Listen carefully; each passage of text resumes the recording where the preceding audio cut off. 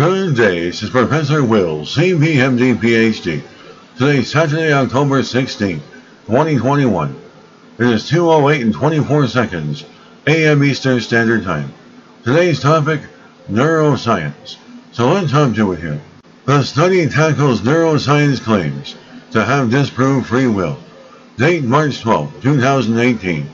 Source, North Carolina State University.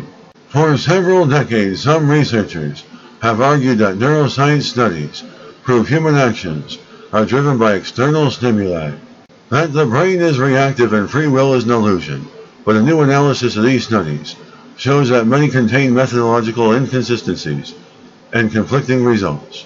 The score for skepticism of claims that neuroscience has proven or disproven any medical physical position. The problem is that neuroscientists in training are being taught these studies provide definitive proof of the absence of free will, and instructions aren't being careful about looking at the evidence that supports the claims that are made.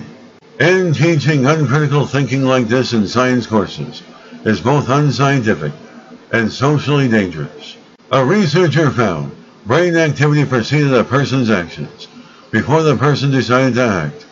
Later studies, using various techniques, claim to have replicated this basic finding. But in the first ever qualitative review of these studies, researchers are finding that the results are far from conclusive. The review analyzed 48 studies, ranging from the researchers' 1983 paper through 2014. The researchers found that interpretation of study results appears to have been driven by the metaphysical position the given author or authors subscribed to, not by careful analysis of the results themselves. Basically, those who oppose free will interpreted the results to support their position, and vice versa. The researchers also found significant variability across studies. For example, a subset of studies that actually looked at where activity was taking place in the brain and whether it was related to will or intent to complete a task often found conflicting results. Meanwhile, the journal articles that drew the most forceful conclusions often didn't assess the neural activity in question, which means their conclusions were based on speculation. It is crucial to critically examine whether the methods used actually support the claims being made. And this is important because what people are told about free will can affect their behavior. Numerous studies suggest that fostering a belief in determinism influences behaviors like cheating.